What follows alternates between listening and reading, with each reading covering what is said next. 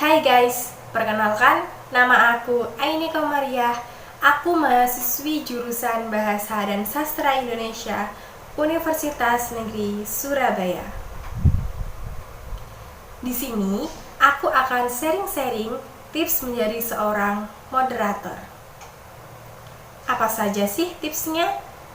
Sebelum aku bahas apa saja sih tips menjadi seorang moderator, aku akan ulas terlebih dahulu apa itu moderator, apa saja tugasnya, dan apa yang harus dilakukan oleh seorang moderator.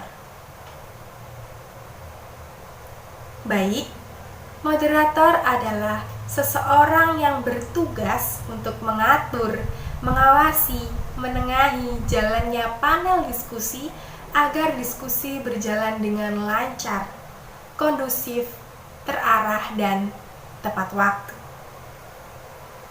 Yang paling penting, seorang moderator harus memiliki background atau pengetahuan yang relate dengan materi yang akan dibahas oleh pembicara.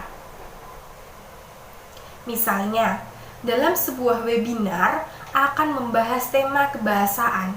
Maka dari itu, seorang moderator harus memiliki background, memiliki pengetahuan sedikit-sedikit tema kebahasaan. Tidak harus muluk-muluk, tidak harus menyeluruh moderator memahami tema kebahasaan, tetapi di sini seorang moderator harus paham tentang materi yang akan disampaikan oleh seorang pembicara. Nah, kenapa sih seorang moderator harus paham tema yang akan dibahas oleh pembicara? Karena moderator di sini tugasnya untuk menggali informasi dari pembicara dan mengatur jalannya panel diskusi agar diskusi bisa maksimal dan audiens bisa maksimal dalam belajar tentang materi yang dibawakan oleh pembicara. Oke, sebelumnya kita bahas dulu apa saja sih tugas menjadi seorang moderator. Sebenarnya, tugas menjadi seorang moderator itu hanyalah 3. Yang pertama, pembukaan. Membuka dengan memperkenalkan topik yang akan dibahas dalam webinar tersebut dan memperkenalkan pembicara. Yang kedua, mengatur dan mengawasi jalannya diskusi. Nah, di sini masuk ke dalam sesi tanya jawab. Yang ketiga, penutup dengan memberikan kesimpulan keseluruhan. Tak harus muluk-muluk dalam memberikan kesimpulan, yang penting intinya saja. Nah, itu sebenarnya tugas menjadi seorang moderator hanyalah 3. Baik, selanjutnya yaitu bagaimana sih agar tugas seorang moderator berjalan dengan baik? Yuk simak tips-tipsnya. Yang pertama, persiapkan kata-kata pembuka. Nah, di sini seorang moderator harus menyampaikan topik yang akan dibahas dan memperkenalkan pembicara. Nah, ketika memperkenalkan pembicara, tidak harus muluk-muluk, tidak harus menyeluruh menyampaikan biodatanya, tetapi ambillah biodata yang relate dengan tema yang akan dibahas.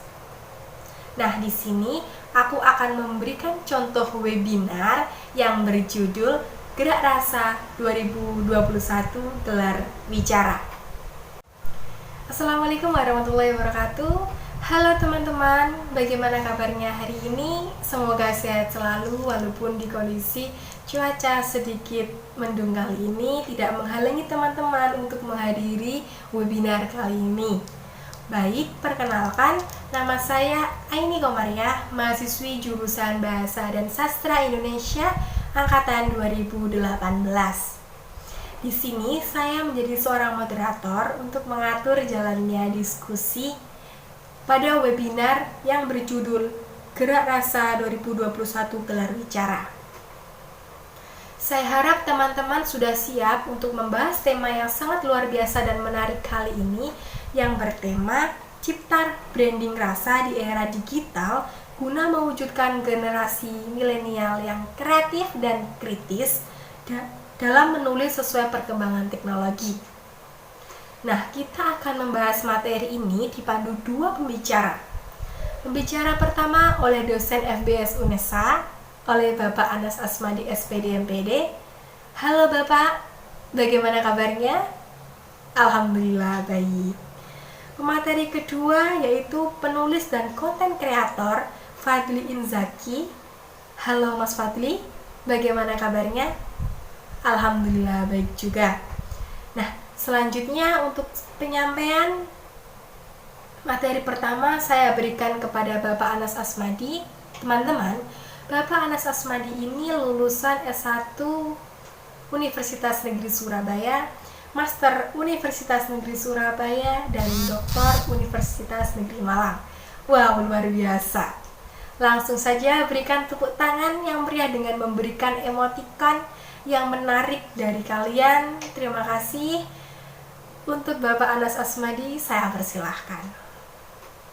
Nah, itu teman-teman contoh pembukaan pada webinar yang digelar oleh jurusan Bahasa dan Sastra Indonesia.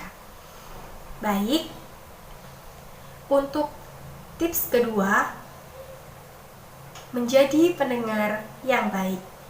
Nah, di sini seorang moderator harus benar-benar memerhatikan ketika seorang pembicara menyampaikan materinya.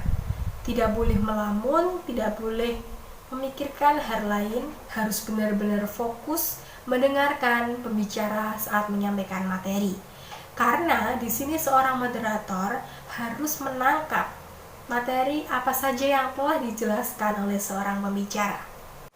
Tips yang ketiga yaitu menjadi timekeeper dan menjaga waktu. Baik, sebagai seorang moderator harus benar-benar mengawasi jalannya diskusi sesuai dengan waktu yang telah disusun awal. Nah, di sini seorang moderator harus tegas dalam mengawasi ketika sang pembicara dalam menyampaikan materinya. Jangan biarkan pembicara keluar topik dalam penyampaiannya, dan jangan biarkan seorang pembicara melebihi batas waktu yang telah diberikan.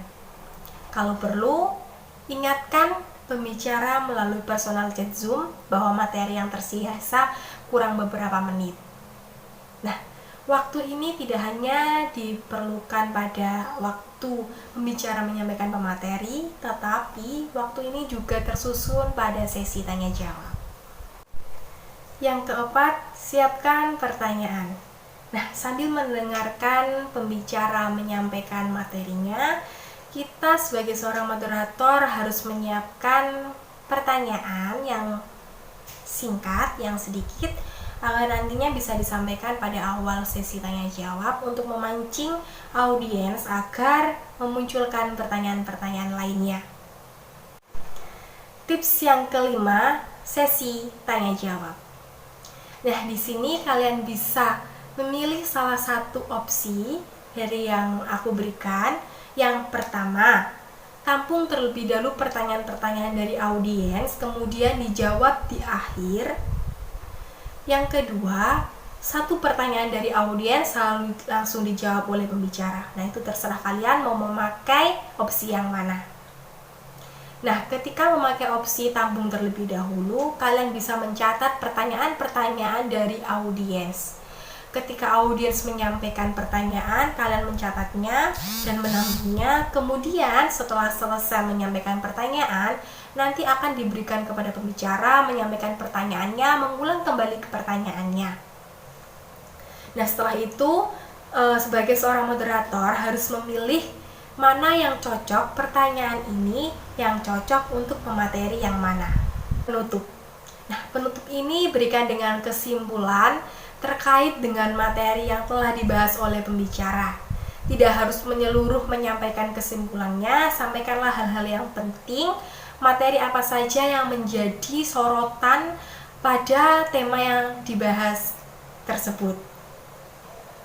Nah, ketika waktu tersisa, berikanlah waktu kepada pembicara untuk menyampaikan sepatah dua patah motivasi kepada audiens.